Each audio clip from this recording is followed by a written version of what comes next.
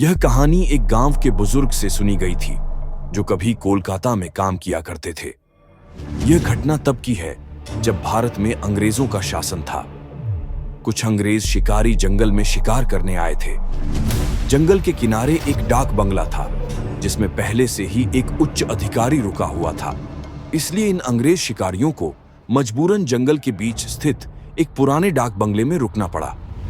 यह बंगला बेहद सुनसान था और यहाँ का रखवाला अपने परिवार के साथ रहता था, उसकी पत्नी और उसकी 14-15 साल की बेटी। शाम ढलते ही जब शिकारी शिकार से लौटे तो उन्होंने नहाने धोने के बाद शराब पीनी शुरू कर दी। नशे में चूर इन शिकारियों ने सारी हदें पार कर दी। उन्होंने पहले उस बेचारे रखवाले को गोली मार दी और फिर उसकी पत्नी और बेटी पर दरिंदगी कर डाली। उनके वहशीपन की कोई सीमा न थी। अंत में उन दोनों को भी गोलियों से भूनकर बंगले के पीछे दफना दिया। यह घिनौना अपराध जैसे कभी हुआ ही न हो, सब कुछ दबा दिया गया। कुछ दिनों बाद वहां एक नया सेवक कैलाश रख लिया गया। किसी को भी इस भयानक हत्याकांड की भनक तक न लगी।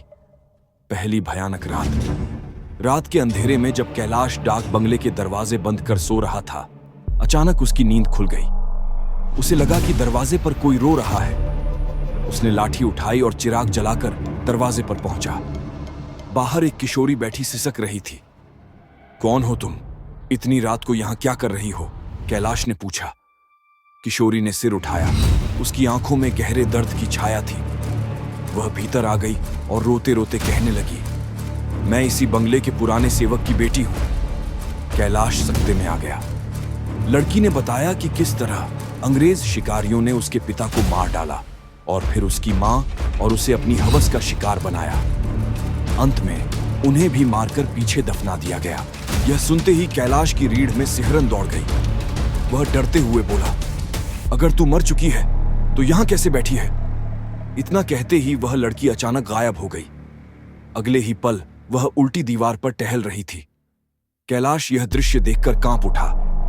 काका, डरिए मत, मैं आपका कुछ नहीं बिगाड़ूंगी, वह लड़की बोली। धीरे धीरे कैलाश का डर कम हुआ।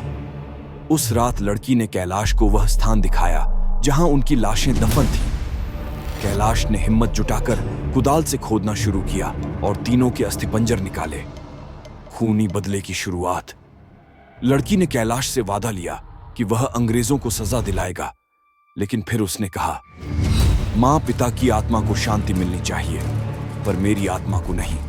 मैं अभी मुक्त नहीं होना चाहती, मुझे बदला लेना है। इसके बाद कैलाश ने नौकरी छोड़ दी।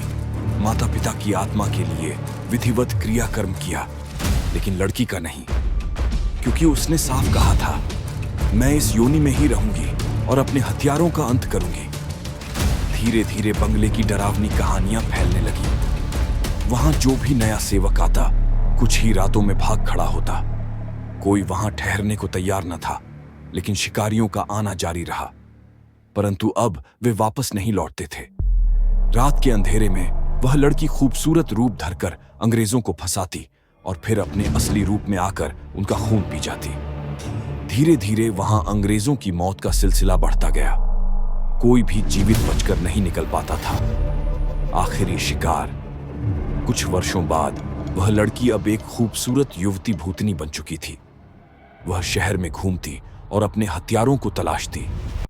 अंततः उसने उन्हें पहचान लिया। एक दिन वह एक अंग्रेज शिकारी के घर पहुंची। उसने रूप और अदाओं से उसे मोहित कर लिया। फिर कहा, क्यों न हम शिकार पर चलें? अंग्रेज राजी हो गया। उसने अपने साथियों को भी बुला लिया। जंगल में पहुंचने पर वह युवती उन्हें एक झोपड़ी में ले गई, जहां उसका साथी भूत पहले ही व्यवस्था कर चुका था। रात होते ही उसने और उसकी साथी भूतनी ने अपना भयानक रूप धारण कर लिया। उनकी चीखें ऐसी थीं कि जंगल के पक्षी भी सहम गए। अंग्रेजों की आंखों में खौफ था।